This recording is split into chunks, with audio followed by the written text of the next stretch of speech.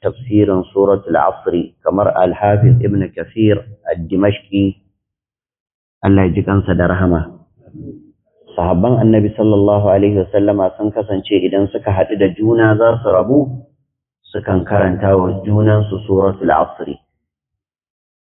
Suratul asri sura ce gajeriya ba ta da tsawo, amma kuma tana ba da jigo na rayuwa ga ɗan adam. Shi yasa Imam Shafi'i Muhammad ibn Idris Allah ya ji kansa da rahama yake cewa law ma anzalallahu ala khalqihi illa hadhihi sura lakafatuhum. Da Allah bai saukarwa da halitta wata sura ba cikin surorin Alkur'ani 114 sai wannan ita kadai ta ishe su. Suratul Asri da farko Allah ya bude ta da rantsuwa da wawul qasmi yace wal asri, Allah ya rantse da asr. Menene asru? Al asru qit'atun min az-zaman, wani yanki ne na lokaci. Ko dai mu dauka zamani baki ɗayan sa, ma'ana awa 24, wadda ita ce take ta kewayawa a tsakanin lokuta. Dare sannan rana sannan dare sannan rana, haka dai. Ko mu ɗauka al'asr ana nufin shi lokacin sallar la'asar, wanda wannan lokaci ne mai tsada, mai kima, mai daraja. Dalilin hakan shine Allah ya yi rantsuwa da shi.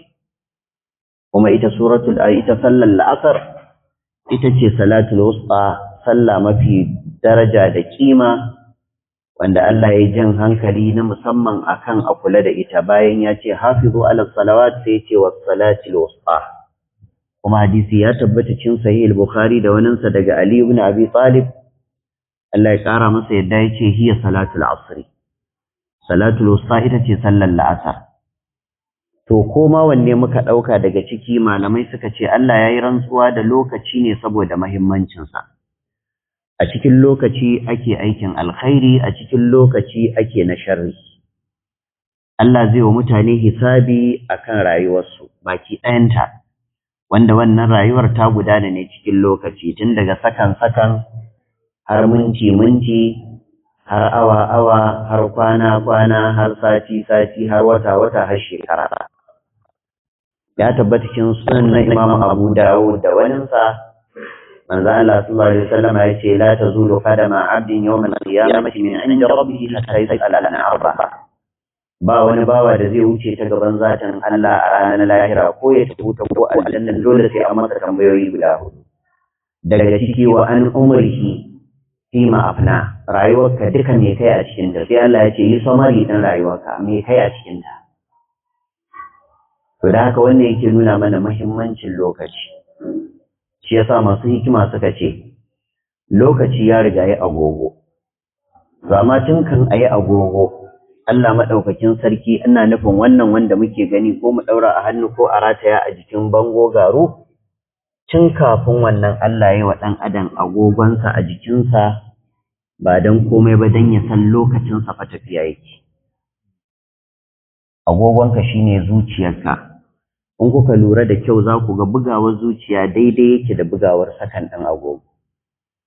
Kuma tun da Allah ya yi ɗan adam, daga ranar da aka haife ka, daga ranar zuciyarka take fara bugawa, ba za ta tsaya ba, ko bacci kake ita tana bugawa.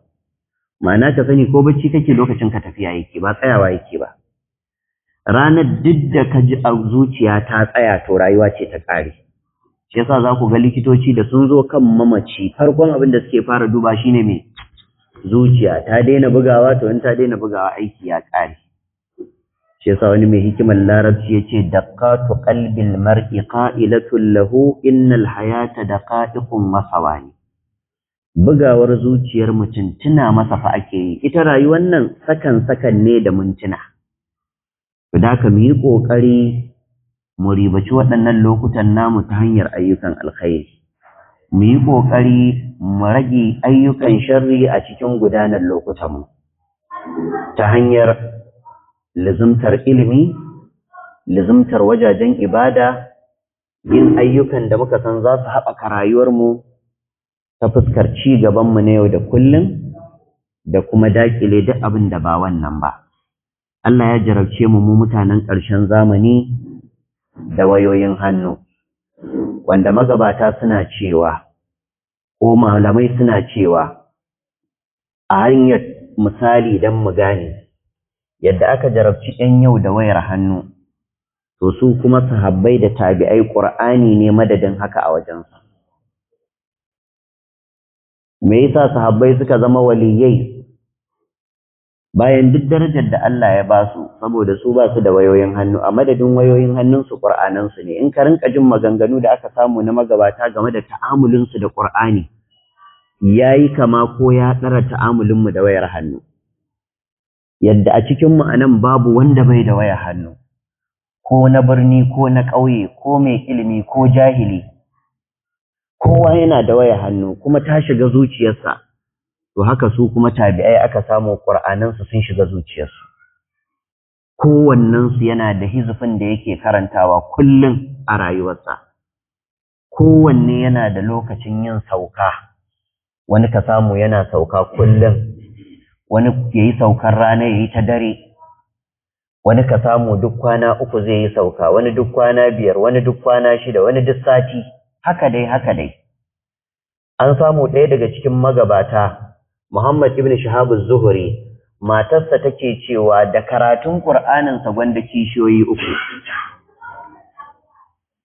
Domin mai kishi ya tafi damuwa da shi game da kishiyarta shine za a ɗauki hankalin miji daga gare ta ya tafi wajen wata. Ta ce to yadda yake dawwama akan karatun Qur'aninsa, yadda Qur'anin yake cinye masa lokaci, yadda hankalinsa yake tafiya can, to ko kishiyoyi 3 yayi min ba za su cinye lokacin irin haka ba.